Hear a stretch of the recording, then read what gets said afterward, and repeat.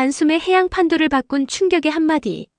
지금 당장 중국의 모든 불법 구조물을 파괴하라. 새벽 5시 베트남 해양안보 작전실에 울린 경보음은 전 세계를 놀라게 했습니다. 미국, 일본, 유럽이 외면하던 그 순간 단돈 10만 원짜리 제안 하나로 베트남 정부가 내린 극단의 결단. 도대체 한국이 베트남에 내건 그 한 가지 조건은 무엇이었을까요? 그리고 그 작은 대가가 일으킨 파장은 상상을 초월합니다. 지금 모두가 입을 다물고 숨죽여 기다리는 그 비밀을 밝혀드립니다. 여기서 잠깐 보시기 전에 여러분의 구독과 좋아요는 계속해서 좋은 영상을 만드는데 큰 힘이 됩니다. 행복한 일만 가득하시길 바라며 시작합니다. 안녕하세요. 저는 응우엔탄입니다. 베트남 정부에서 해양안보를 담당하고 있는 차관이죠. 이 이야기는 제가 직접 겪은 그리고 절대 잊을 수 없는 어느 새벽부터 시작됩니다. 눈을 비비고 좁은 계단을 서둘러 내려가 작전실로 향했어요. 레이더 화면에서 나오는 빨간 불빛이 모든 것을 이상하고 긴급하게 보이게 만들더군요. 큰 모니터에서 수백 개의 작은 빨간 점들이 저희 쪽으로 다가오는 걸 봤습니다. 300개의 빨간 점들이요. 중국 어선들이 우리 바다로 몰려들고 있었어요. 심장이 너무 빨리 뛰어서 소리가 들릴 것 같았죠. 차가운 금속 콘솔에 손을 대고 숨을 고르려고 했습니다. 어떻게 이렇게 가까이 들어왔지? 혼잣말로 중얼거렸어요. 우리 순찰선은 부표에 살짝 흔들리며 매여있는 오래된 배 6척뿐이었습니다. 그 수많은 빨간 점들 옆에서는 정말 작아 보였어요. 6대 300, 불가능해 보이는 숫자였죠. 배 속에서 두려움이 올라왔지만 무서워할 수는 없었어요. 해야 할 일이 있고 우리 바다를 지켜야 했거든요. 마이크를 눌렀습니다. 모든 순찰선 상황을 보고하세요. 목소리가 조금 떨렸지만 목을 가다듬고 다시 말했어요. 우리 터전을 지켜야 합니다. 소리내어 말하니 그 말을 믿을 수 있게 되더군요. 스피커를 통해 젊은 선원의 목소리가 들려왔습니다. 1호선 엔진 준비 완료. 2호선 승무원 전원 탑승. 3호선 명령 대기 중. 긴장된 목소리였지만 해볼 준비가 되어 있었어요. 희망이 조금 생겼죠. 화면에 더 가까이 다가갔습니다. 빨간 점들이 더 크고 많아지고 있었어요. 중국 배들이 메뚜기 떼처럼 움직이고 있었죠. 물 위를 쫓아다니는 밝은 빨간 반딧불이 같다고 생각했어요. 그들의 불빛이 어지러운 패턴으로 깜빡이더군요. 잠시 눈을 감고 아버지를 떠올렸습니다. 바다를 무엇보다 사랑했던 어부셨어요. 아버지가 돌아가셨을 때 저는 겨우 10살이었죠. 어느 날 오후 다른 나라의 큰 어선이 실수로 아버지의 작은 배를 들이받았어요. 차가운 물에 빠지셨는데 아무도 구할 수 없었습니다. 갑자기 경보벨이 울렸어요. 순찰선 한 척에서 중국 배 하나가 경고등을 무시하고 바로 선수 쪽으로 향하고 있다고 보고했습니다. 선원의 목소리가 떨리고 있었어요. 5초 후 충돌. 심장이 목까지 올라오는 것 같았죠. 다른 버튼을 눌렀습니다. 모든 선박 주의. 충격에 대비하세요. 소리쳤어요. 레이더에서 2개의 점이 합쳐지는 게 보였습니다. 쾅. 배들이 만나는 곳에 선이 나타났어요. 순찰선 한 척의 선체가 손상되었죠. 우리 배 옆면에 3m 정도의 구멍이 생긴 걸 보니 손이 떨렸습니다. 메이데이. 메이데이. 선체에 구멍이 생겼습니다. 선원이 외쳤어요. 금속이 찢어지는 소리가 들리는 것 같았죠. 긴급 신호를 보내고 구조선을 출동시켰습니다. 몇 분이 몇 시간 같았어요. 파란 점들이 손상된 배 쪽으로 달려가는 걸 지켜봤습니다. 파도가 갑판을 덮치고 바람이 열린 문을 통해 울부짖었어요. 난간을 붙잡고 안전을 바라는 승무원들의 무서워하는 얼굴이 상상되었죠. 드디어 파란 점들이 빨간 점에 도달했습니다. 구조팀이 물에서 선원들을 끌어올렸어요. 기침하고 떨고 있는 12명의 얼굴이 나타났죠. 하지만 3명은 끝내 모습을 보이지 않았습니다. 그들의 가족을 생각하니 가슴이 먹먹해졌어요. 조용히 기도를 올렸죠. 깊게 숨을 쉬고 어깨를 곧게 폈습니다. 두려움이 여전히 배 속에 있었지만 꾹 눌러 담았어요. 해야 할 일이 더 있고 지켜야 할 배들이 더 있고 저에게 의존하는 생명들이 더 있었거든요. 모니터를 다시 봤습니다. 빨간 점들이 계속 늘어나고 있었어요. 팀원들을 돌아보며 말했습니다. 우리 터전을 지켜야 합니다. 팀원들이 고개를 끄덕였어요. 이제 그들의 눈이 단단해졌죠. 준비가 되었습니다. 마지막으로 인터콤을 눌렀어요. 모든 선박 전면 배치 준비하세요. 여기서 막을 겁니다. 우리 터전을 지킬 거예요. 그렇게 우리 바다를 안전하게 지키기 위한 싸움이 시작되었습니다. 구조 임무가 끝난 후 잠깐 안도감을 느꼈어요. 12명의 선원이 안전했거든요. 하지만 제 마음속 폭풍은 더 거세졌습니다. 팀을 따라 회의실로 올라갔어요. 밝은 조명과 진지한 얼굴들이 기다리고 있었죠. 벽은 회색이고 긴 테이블이 가운데를 차지하고 있었습니다. 그 주위로 우리나라 최고 지도자들이 앉아 있었어요. 국방부 장관, 외교부 장관, 해군 사령관, 그리고 저까지요. 깊게 숨을 쉬며 생각했습니다. 말만으로는 부족하다고 말이에요. 국방부 장관이 목을 가다듬었습니다. 이런 상황을 계속 둘 수는 없습니다. 그의 목소리가 벽에 울려 퍼졌어요. 지원이 필요해요. 누가 중국 함대에 맞서 우리를 도와줄까요? 외교부 장관이 서류 뭉치를 흔들었습니다. 미국에 요청했어요. 동정은 하지만 배는 보내지 않겠답니다. 중국과 전쟁이 일어날 수 있다는 이유였죠. 실망한 표정이었어요. 커다란 손이 우리를 밀어내는 모습이 상상되었습니다. 해군 사령관이 이어서 말했어요. 은발의 날카로운 눈빛을 가진 키 큰 남자였습니다. 미국이 도와준다 해도 중국은 300척이 넘는 해경함과 첨단 군함을 보유하고 있어요. 우리는 오래된 순찰선 6척뿐이죠. 상대가 안 됩니다. 테이블을 주먹으로 쳤어요. 우리 바다를 지켜야 하는데 막을 방법이 없어요. 가슴이 답답해졌습니다. 파도를 헤치며 달리다가 물속으로 사라진 아버지의 어선이 떠올랐어요. 목을 가다듬고 물었습니다. 일본은 어떨까요? 일본이 다른 나라 해군을 훈련시킨다는 기사를 읽은 기억이 났거든요. 배나 훈련관을 보내줄까요? 외교부 장관이 고개를 저었습니다. 일본은 대가를 요구하며 훈련을 제공해요. 항구 접근권, 연료계약, 경제협정을 원하죠. 도와주는 대신 뭔가를 받겠다는 거예요. 잠시 멈추더니 말했어요. 조건 없는 도움이 필요한데 말이에요. 머릿속이 복잡해졌습니다. 조건이 붙으면 끝없는 협상에 얽매일 테니까요. 국방부 장관이 한숨을 쉬며 저를 바라봤어요. 베트남은 항상 한국의 친구였습니다. 한국이 도와줄까요? 소름이 돋았어요. 한국은 여기서 별로 중요하지 않다고 생각했거든요. 한국 해군도 우리보다 작은 배들을 가지고 있고 성명서 정도만 낼 거라고 여겼어요. 그 생각에 웃음이 나올 뻔했죠. 하지만 억지로 고개를 끄덕였습니다. 물어볼 만해요. 속으로는 의심스러웠지만요. 회의실이 조용해졌습니다. 밖에는 끝없는 푸른 바다가 중국 지평선까지 뻗어 있을 거예요. 파도는 평화로워 보이지만 그 아래 위험이 숨어 있었죠. 한국 해군을 떠올려 봤어요. 충분할까요? 훈련에서 본 한국 군함이 기억났습니다. 날렵하고 빨랐지만 이 싸움에는 배가 부족하다고 생각했어요. 의심했던 제 자신이 부끄러웠습니다. 외교부 장관이 일어났어요. 한국과 협상을 준비하겠습니다.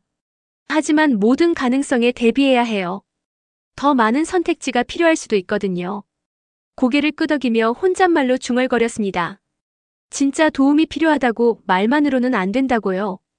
회의가 끝나고 무거운 발걸음으로 방을 나섰어요. 동료들의 조용한 얼굴을 돌아봤습니다. 우리 모두 알고 있었어요. 우리 어민들, 해군, 심지어 나라의 미래까지 진정한 지원을 찾는 데 달려있다는 걸 말이에요. 창가로 걸어가 이른 아침 하늘을 바라봤습니다. 해가 떠오르며 바다 위에 따뜻한 빛을 비추고 있었어요. 내일은 한국에 전화하겠습니다. 하지만 오늘 밤은 두려움과 희망이 함께 느껴졌어요. 말만으로는 우리 터전을 지킬 수 없다는 두려움, 어딘가 누군가 우리와 함께할 거라는 희망 말이에요. 돌아서기 전에 바다를 마지막으로 바라봤습니다. 그리고 복도로 발걸음을 옮겼어요. 다음 단계가 무엇인지 몰라도 준비는 되어 있었거든요. 다음 날 아침 저는 하노이에 있는 한국 대사관에 도착했어요.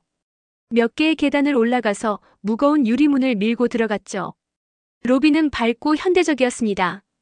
벽을 따라 큰 화분들이 늘어서 있고 한국 예술품들이 장식되어 있더군요. 도자기 화병과 액자에 든 서예 작품들이 보였어요. 친절한 직원이 저를 맞이했습니다. 응우엔 차관님, 이쪽으로 오세요라고 매끄러운 베트남어로 말했어요. 저는 그녀를 따라 짧은 복도를 지나 회의실로 들어갔죠. 벽은 연한 파란색이었고 가운데에는 긴 나무 테이블이 놓여 있었어요.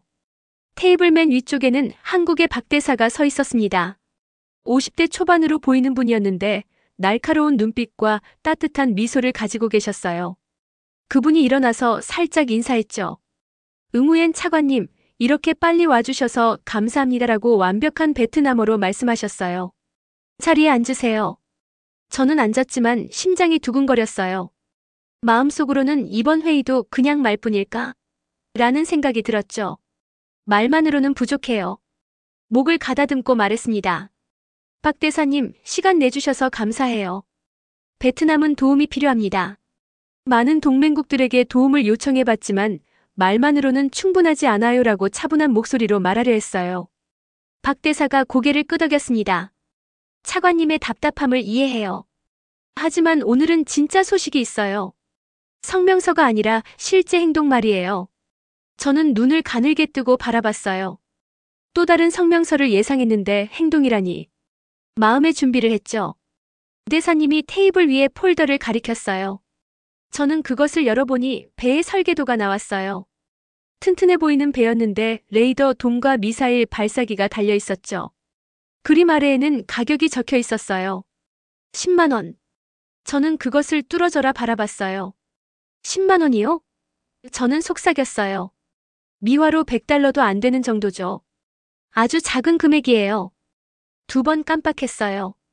박 대사가 미소를 지었습니다. 네, 10만 원이에요. 상징적인 가격이죠. 이 퇴역한 순찰함을 베트남에 10만 원에 양도할 예정입니다. 여수급 함정이에요. 숨겨진 비용도 없고 추가 수수료도 없어요. 저는 입이 벌어졌어요. 침을 삼키며 물었죠. 무슨 말씀이세요? 숨겨진 비용이 없다고요? 대사님이 고개를 저었어요. 조건도 없어요. 경제적 거래도 없고 군사기지도 없어요. 단 하나의 요청만 있죠. 이 배를 사용해서 베트남 해역을 보호해달라는 것입니다. 그분이 잠시 멈춰서 그 말이 스며들도록 했어요. 또한 베트남 선원 30명을 한국에서 3개월간 훈련시켜 드릴 거예요. 여행비, 숙박비, 훈련비 모두 저희가 부담합니다. 저는 손이 떨렸어요. 이럴 수가 있나? 정말 10만 원? 이라는 생각이 들었죠.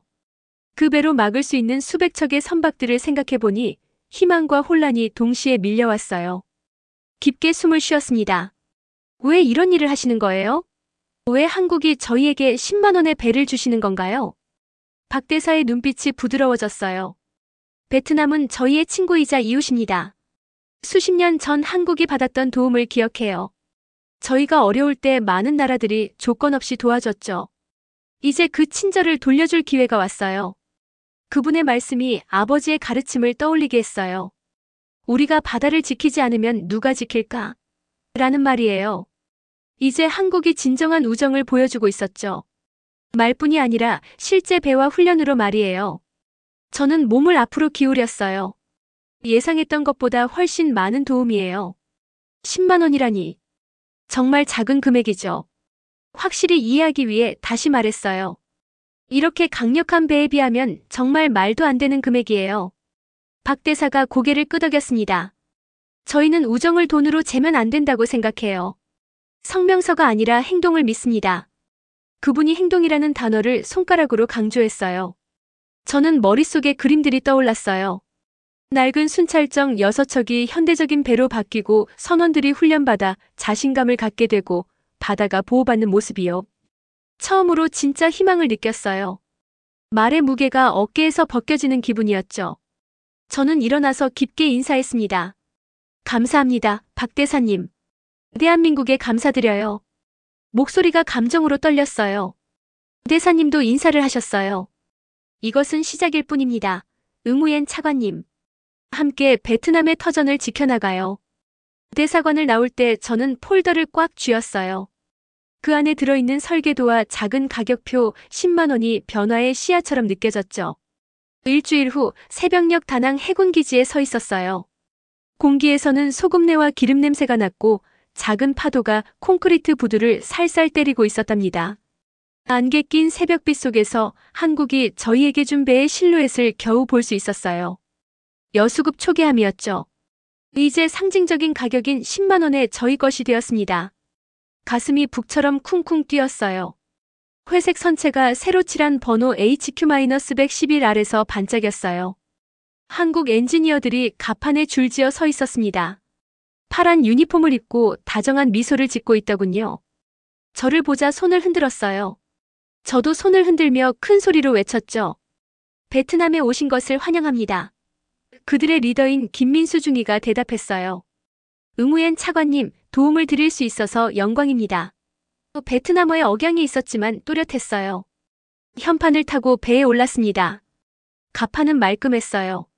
모든 난간이 반질반질했고 모든 해치가 단단히 닫혀 있었답니다. 차가운 금속을 만져봤어요. 단단했죠.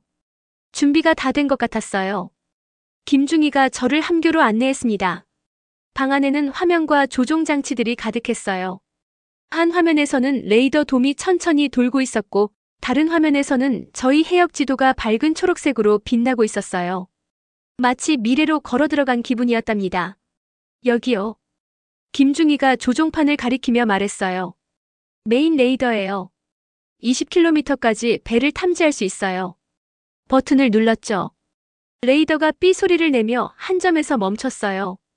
저 점은 어선일 수도 있고 군함일 수도 있어요. 반응할 시간은 충분히 확보할 수 있죠. 저는 고개를 끄덕이며 이마를 찌푸렸어요. 이게 모든 걸 바꿀 거예요. 속으로 중얼거렸답니다. 정말 모든 걸 바꿀 거였어요. 그 다음 김중희가 무기 조종석을 보여줬습니다. 8발의 하푼 대한미사일이 금속 해치 뒤에 우뚝 서 있었어요. 매끈한 한 포가 앞쪽에 자리했죠. 이 무기들을 가볍게 쓸 일은 없을 거예요. 그가 말했어요. 보통은 보이는 것만으로도 침입자들을 물리치기에 충분하죠. 미소를 지으며 덧붙였어요. 그게 바로 억제력의 힘이에요. 좁은 복도를 지나 승무원 숙소로 갔습니다. 2층 침대가 벽을 따라 늘어서 있었고 각각 개인 사물함과 독서 등이 있었어요. 순찰 중에 선원들이 여기서 생활하게 될 거예요. 김중희가 설명했죠. 최고의 성과를 낼 수 있을 만큼은 편안할 거예요. 그리고 기관실에 갔어요. 거대한 디젤 엔진들이 조용히 으르렁거리고 있었답니다. 마치 잠자는 거대한 짐승 같았어요. 엔지니어들이 방금 정비 점검을 마쳤더군요. 볼트를 조이고 오일 수치를 재는 모습을 지켜봤어요. 머리 위 파이프에서 증기가 쉬소리를 내며 새어나왔죠. 얼굴에 온기가 느껴지고 기름과 금속 냄새가 났어요. 시끄럽고 바빴지만 살아있는 것 같았답니다. 둘러본 후 메인 갑판에 모였습니다. 베트남 국기가 선수에서 펄럭이고 한국 국기가 그 옆에서 바람에 날렸어요. 김중희와 저의 차관 보인 틀 안 사이에 서 있었답니다. 틀 안의 큰 눈에서 떠오르는 태양을 반사하는 흥분을 볼 수 있었어요. 목청을 가다듬었습니다. 베트남을 대표해서 이 선물을 받겠습니다. 제 목소리가 물 위로 울려 퍼졌어요. 저희 국민과 어민들 그리고 저희 바다를 지키는데 잘 사용할 것을 약속드려요. 대한민국에 감사합니다. 김중희가 인사했어요. 잘 활용하실 거라 믿어요. 한국은 베트남과 함께할 수 있어서 자랑스러워요. 해가 더 높이 떠오르자 기지 사령관이 명령을 내렸습니다. 뿔라팔 소리가 났어요. 계류줄이 하나씩 풀렸죠. 배가 부두에서 살며시 멀어지는 걸 느꼈어요. 여수급 초계함이 이제 진짜 저희 것이 되었답니다.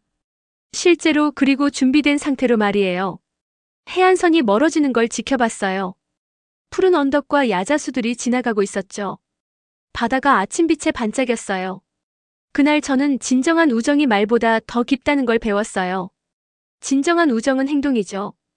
그리고 이 배와 함께 한국과의 우정이 저희 바다를 덮는 강력한 방패가 되었답니다.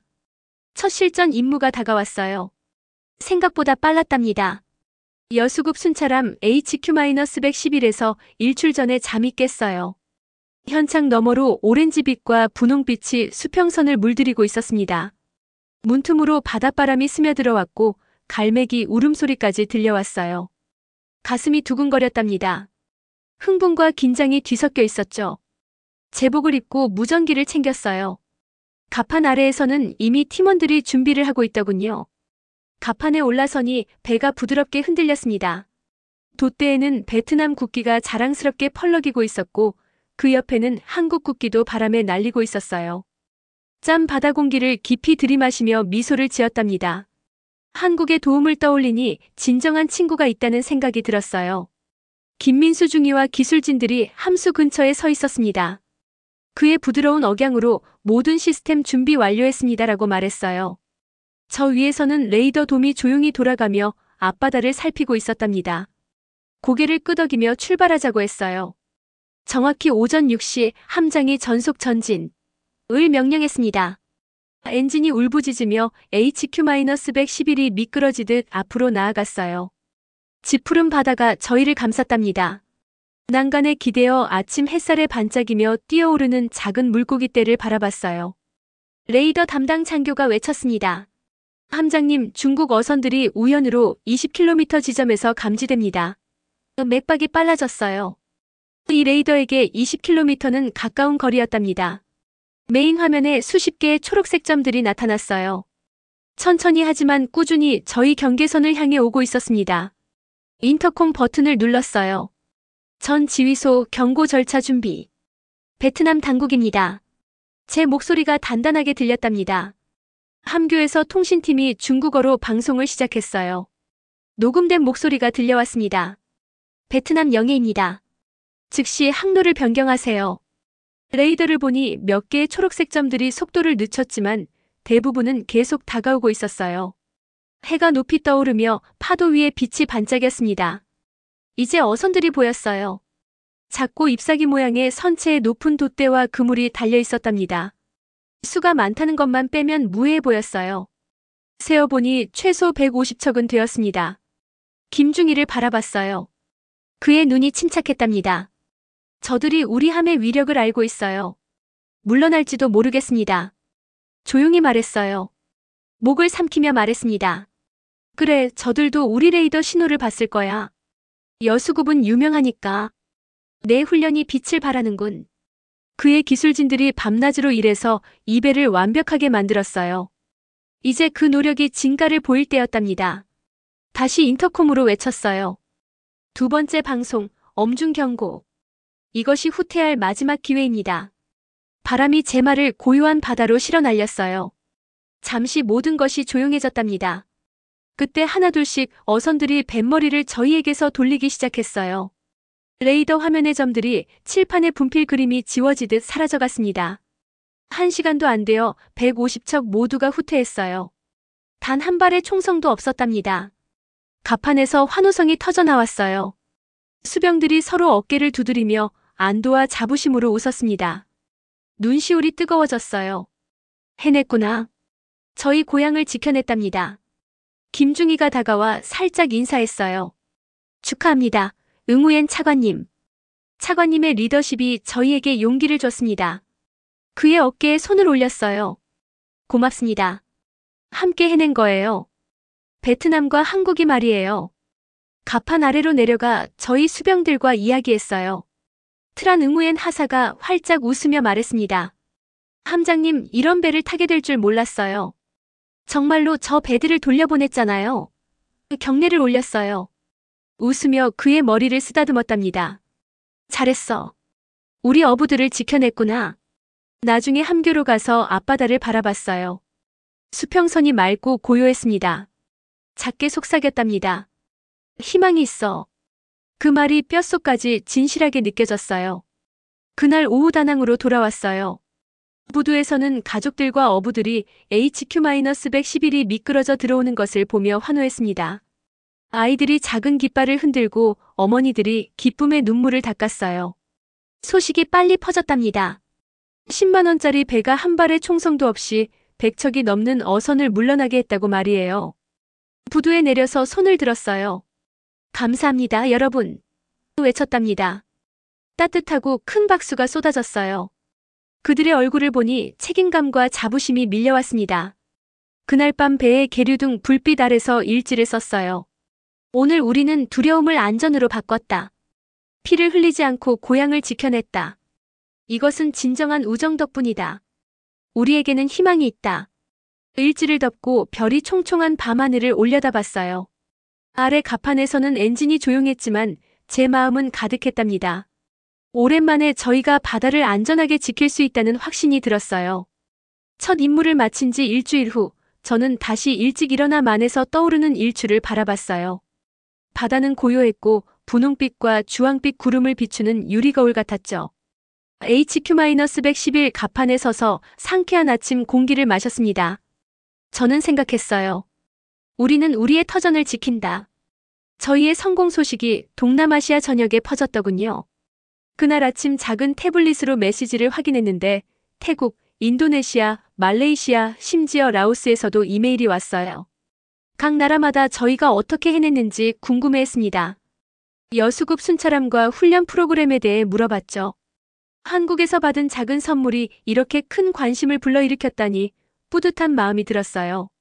한국은 우리의 진정한 친구다라고 속으로 말했습니다. 아침 식사 후 다른 국방 지도자들과 화상회의에 참여했어요. 화면이 6개로 나뉘었는데 태국, 인도네시아, 필리핀, 말레이시아, 싱가포르, 베트남이었죠. 각 지도자들이 손을 흔들며 미소를 보였습니다. 저는 안정된 목소리로 말했어요. 친구들, 우리에게는 희망이 있어요. 다른 지도자들도 고개를 끄덕이며 답했습니다. 그래, 우리에게는 희망이 있어. 지역 해양 평화 파트너십 결성에 대해 이야기했어요. 저는 설명했습니다. 정보를 공유할 수 있고 함께 훈련할 수 있으며 비상시에 서로 지원할 수 있어요. 태국 제독이 말했죠. 우리도 순찰선과 훈련이 필요해. 인도네시아 장관도 덧붙였습니다. 우리 바다도 같은 문제에 직면하고 있어. 저희는 모두 동의했어요. 형제자매처럼 함께 일하자고요. 숨겨진 조건 같은 건 없이 그저 신뢰만으로요. 말만으로는 부족하지만 단결하면 행동이 가능하다고 그들에게 상기시켰습니다. 회의 후 팀과 함께 부두로 가서 HQ-111을 점검했어요. 선원들이 다음 순찰을 위해 보급품을 싣고 있었죠. 상자에 쌓인 통조림, 난간에 늘어선 담수통, 고리에 걸린 밝은 주황색 구명조끼들을 봤습니다. 물통 하나를 만져보니 차가운 플라스틱 감촉이 느껴졌어요. 준비의 힘을 실감했죠. 김중희가 다시 저와 합류했습니다. 응엔 부장관님, 저희 선원들이 준비됐어요. 그들이 묻는 건 딱 하나뿐이에요. 언제 다시 출항하나요? 그가 미소를 지었고 저도 미소로 답했어요. 내일 새벽에 출항합니다. 가능한 한 빨리요. 그날 밤 작은 선실로 돌아가서 부드러운 램프 불빛 아래 일기를 썼습니다. 오늘 베트남보다 더 큰 무언가를 시작했다. 우리의 성공이 이웃 나라들에게 영감을 주었다. 함께 이 바다의 평화를 건설할 것이다. 우리에게는 희망이 있다. 우리는 우리의 터전을 지킨다. 일기를 덮고 현창 밖 별들을 바라봤어요. 물은 어두웠지만 배의 불빛이 파도를 밝혔습니다.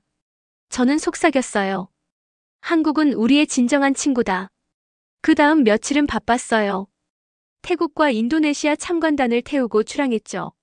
조난당한 선원 구조, 레이더 정보 공유, 등화관제 상황에서의 야간 항해 등 합동훈련을 실시했습니다. 서로 다른 나라 선원들이 밧줄 묶기, 레이더 화면 조정, 구명정 고정 등을 도와주는 모습을 지켜봤어요. 서로의 언어로 소통하느라 애쓸 때 웃음소리가 터져나왔죠. 따뜻하고 인간적인 느낌이었습니다. 항구로 돌아왔을 때 군중들이 다시 모였어요. 이번에는 더 큰 환영이었죠. 부모들은 휴대폰으로 배 사진을 찍었습니다. 어부들은 모자를 흔들며 환호했어요. 목이 메는 기분이었죠. 행사에서 연단에 올랐습니다. 유니폼에 햇살이 비치고 뒤로는 5나라 국기가 보였어요. 심호흡을 하고 말했습니다. 오늘 우리는 단순한 이웃이 아니에요. 파트너입니다. 우리의 바다와 사람들을 지키기 위해 함께 서 있어요. 우정이 두려움보다 강하기 때문이고 행동이 말보다 강하기 때문이며 우리에게 희망이 있기 때문입니다. 연설 후 한국의 박준호 대사가 앞으로 나왔어요. 그가 저를 껴안으며 말했죠. 베트남은 우리의 진정한 친구야. 저는 미소를 지으며 답했습니다. 아니에요. 한국이 우리의 진정한 친구죠. 둘 다 웃음을 터뜨렸고 웃음소리가 부두 전체에 울려 퍼졌어요. 그날 저녁 마지막으로 배에 올랐습니다. 보름달 아래 텅 빈 갑판에 서 있었죠. 배의 부드러운 흔들림이 자장가 같았어요. 가슴에 손을 얹고 속삭였습니다. 우리는 우리의 터전을 지킨다. 말만으로는 부족하다. 우리에게는 희망이 있다. 달빛이 비치는 하늘 아래서 저는 깨달았어요. 우리의 바다가 안전하다는 것을, 그리고 진정한 우정이 세상을 바꿀 수 있다는 것을요. 여기까지입니다. 이 이야기를 듣고 어떤 느낌이 드셨나요? 여러분의 소중한 생각을 댓글로 남겨주시고 이 사연의 감동을 주변 친구들과 가족에게도 공유해주세요. 여러분의 이야기 하나하나가 우리 모두에게 큰 힘이 됩니다. 그리고 다음 이야기는 더 충격적일지도 몰라요. 구독과 좋아요로 다음 편 기다려주시면 정말 감사할게요. 지금까지 동감할 수 있는 이야기, 감동동감이었습니다. 오늘도 행복한 하루 보내세요.